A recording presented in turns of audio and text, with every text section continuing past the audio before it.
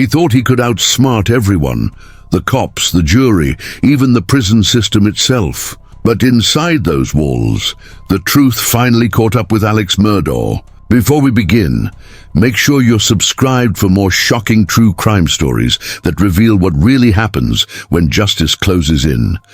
He wakes up before the sun ever rises, in a box of concrete no wider than his reach. The walls sweat with cold.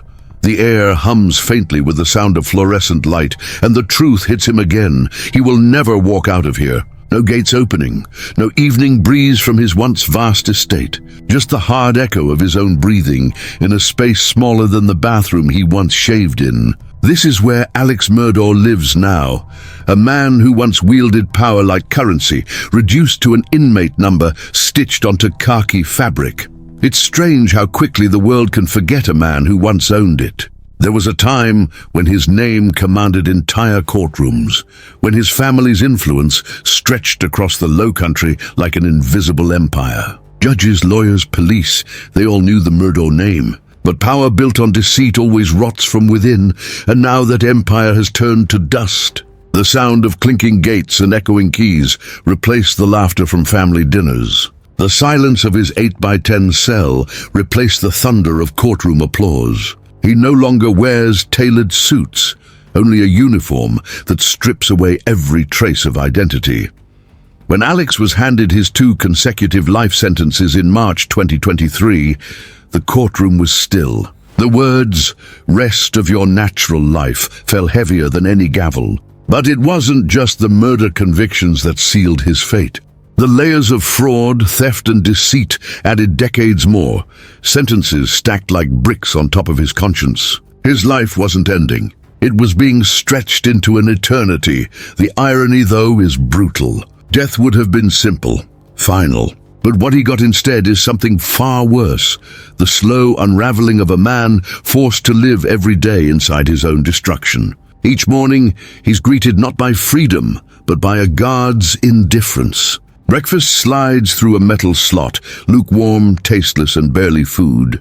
The same routine, the same concrete view, the same reminder of what he traded love and legacy for. In here, there are no legal loopholes, no clients to manipulate, no juries to charm. There's only time. And in prison, time isn't measured in minutes or hours, it's measured in regrets. The world outside has moved on. But Alex Murdaugh is frozen in a single endless moment, the moment he became the man who lost everything. When Alex first arrived at Kirkland Correctional Institution, reality didn't greet him gently. The moment those heavy doors closed behind him, his old life ended, not metaphorically but physically. He was strip-searched, catalogued, and handed a uniform that smelled faintly of bleach and hopelessness. Gone were the polished shoes, the Rolex, the wallet thick with privilege. In exchange, he received a thin mattress, a metal bunk, and the haunting knowledge that this was his new kingdom. Protective custody, that's what they called it. A place meant to keep him safe from the very world he once ruled over. But safety inside prison walls feels more like isolation than protection. The guards knew a man convicted of killing his own family would become a target. For some inmates, taking him down would be a badge of honor. So they locked him away from everyone, 23 hours a day, in solitary quiet. The silence pressed against him like weight, broken only by the faraway shouts of men he would never see. The cell itself was claustrophobic in its simplicity. Bare concrete, a steel toilet, a small shelf, a flickering bulb. Every night, he lay there listening to the hum of fluorescent light and the rhythmic drip from a leaky pipe. The sound became a cruel reminder that time hadn't stopped. It was crawling forward, dragging him with it. That first night, according to those close to the system, he didn't sleep at all. He stared into the dim ceiling, trying to picture his estate. His wife's laughter, his son's grin, and realizing they would never exist in his world again. By morning, the lights burst on at 5:30 a.m., abrupt and merciless. There was no sunrise, no gentle awakening, just the same harsh glare signaling another day in captivity. Breakfast came through the slot. lukewarm oatmeal, powdered eggs, milk that tasted of metal. For a man who once dined on fine meals prepared by chefs, this was a shock deeper than any sentence. He was living on survival rations, stripped of pleasure and routine, and forced to accept that every comfort he'd known was gone. Inmates in protective custody barely move. 1 hour a day in a concrete pen with chain-link fencing overhead, his only glimpse of open sky. He walks in slow circles there, pacing, talking quietly to himself. Guards have seen that before, the first signs of a mind bending under monotony. For most men, solitude becomes torture. For Alex Murdaugh, it's a mirror, one that reflects the face of the man who destroyed his own dynasty. As the weeks dragged into months, Alex Murdaugh's life behind bars began to follow a rhythm that felt more like decay than routine. Each morning bled into the next until the days were indistinguishable. Lights on, lights off, meals through a slot, an hour of pacing beneath a caged sky. But beneath that monotony, a quiet desperation started to fester. The same man who once controlled courtrooms and manipulated the law was now grasping for fragments of control in the one place where none existed. It started small, innocent even. A favor here, a word exchanged with another inmate, a subtle attempt to stretch the invisible boundaries around him. But the need to feel powerful again doesn't fade easily, especially for someone who once lived off influence like oxygen. By August 2023, barely 5 months into his sentence, Alex's desperation would pull him into trouble that stripped away even the smallest comforts left to him. He'd found a way to communicate with the outside world, secretly feeding thoughts and diary entries to filmmakers working on a documentary about his life. In a place where every phone call was monitored and every word recorded, he thought he could outsmart the system once again. He convinced another inmate to lend him their personal PIN number, the digital fingerprint used for monitored calls, believing it would let him slip past the system unnoticed. But the system was watching. The call was intercepted. When officers confronted him, they caught him reading from his personal journal, describing his emotions, his guilt, and his version of events. The same cunning that once made him a feared attorney had betrayed him. Within days, the punishment came. 30 days without phone access. 30 days without the prison canteen, where inmates buy coffee, soap, or even a moment of normalcy. His tablet, his one connection to words, music, and distraction, was confiscated too. For anyone else, it might have been inconvenient. For Alex, it was a collapse. Those privileges were his only escape from the endless loop inside his head. Without them, the silence returned, louder than ever. No voice from the outside world. No taste beyond the blandness of prison food. No noise to drown out the memory of the crimes that put him there. He'd tried to reclaim power through deception, the same way he'd lived his entire life. But in prison, deceit has no place to hide. His manipulation had once moved judges and juries. Now it only earned him isolation. And that realization that he was powerless in a system he once controlled was perhaps his first real punishment. Months later, whispers began to drift through the prison. Rumors that Alex Murdaugh wasn't as broken as he appeared. Some inmates claimed he still found ways to get what he wanted, that his influence hadn't died when those gates shut behind him. According to one former dormmate, Alex wasn't just enduring prison life. He was bending it to his will. He said the disgraced attorney still had strings to pull, money to move, and people willing to listen. It sounded impossible until the evidence started surfacing. By mid-2024, South Carolina's prison system was rocked by a corruption scandal. Several correctional officers were indicted for smuggling contraband, drugs, cell phones, and unauthorized goods into the same maximum security facility where Murdaugh was housed. And suddenly the whispers made sense. One former inmate claimed Alex had been the quiet financier behind those deals, using what little remained of his hidden wealth to buy influence even from behind bars. If true, it revealed something deeper and far more tragic. Alex couldn't let go of the illusion of control.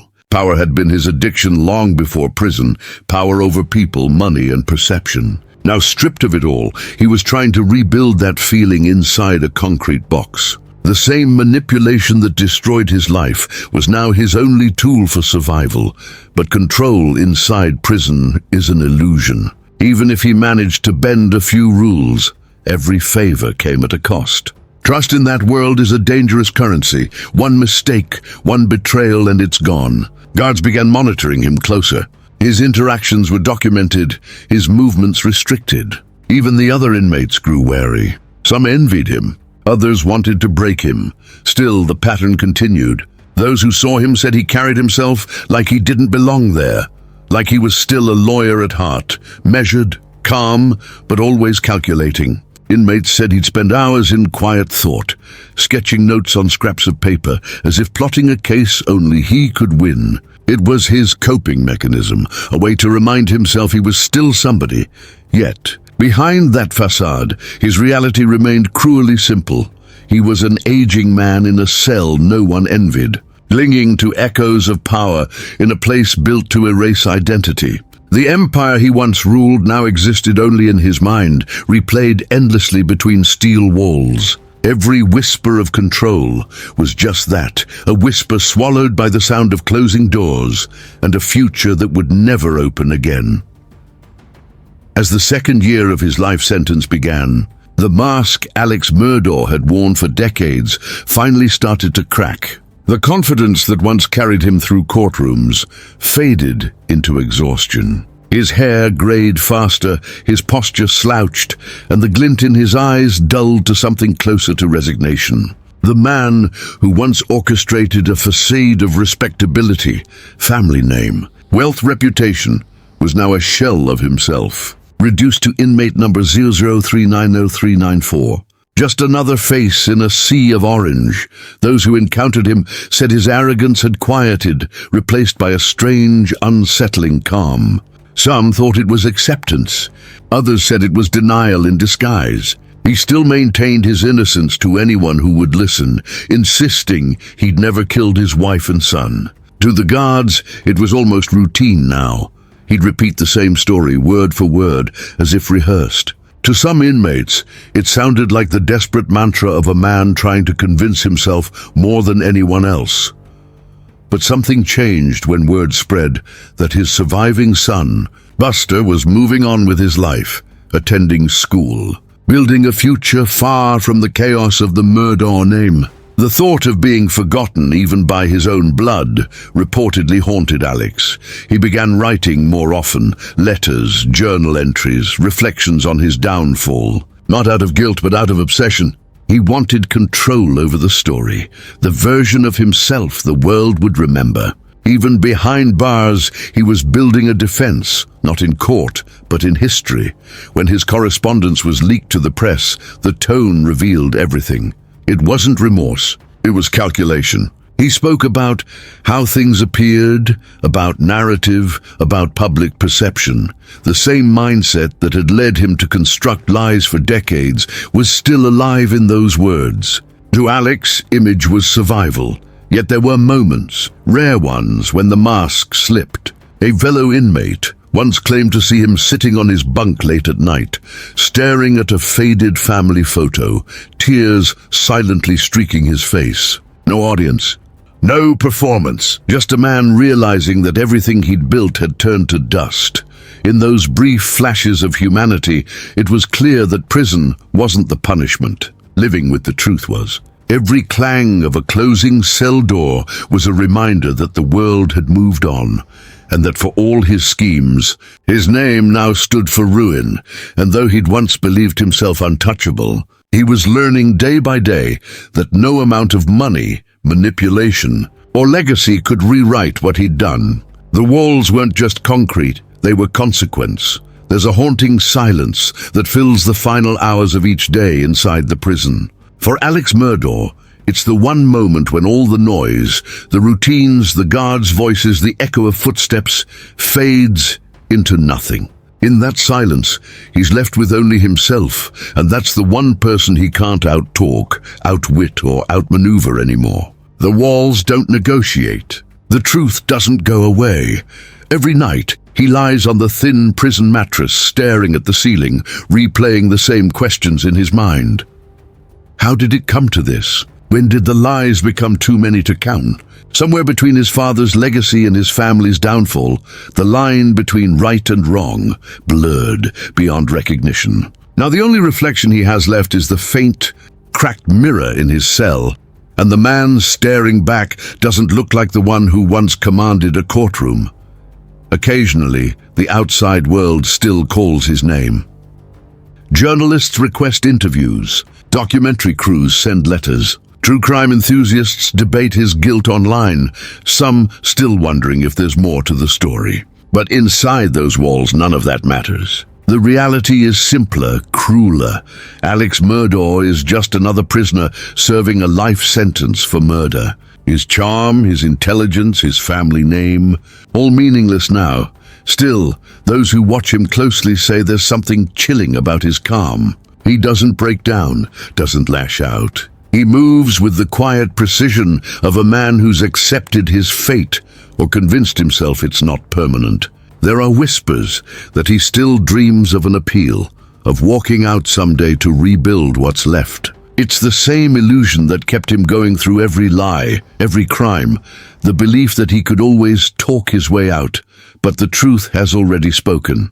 The same courtroom where he once stood as a respected lawyer saw him stripped of his dignity. The same community that once admired him now uses his name as a warning. The legacy of the Murdaugh dynasty, built over a century of power, wealth and fear, ended not with a gavel's bang, but with a man alone in a cell, haunted by the ghosts of his own making.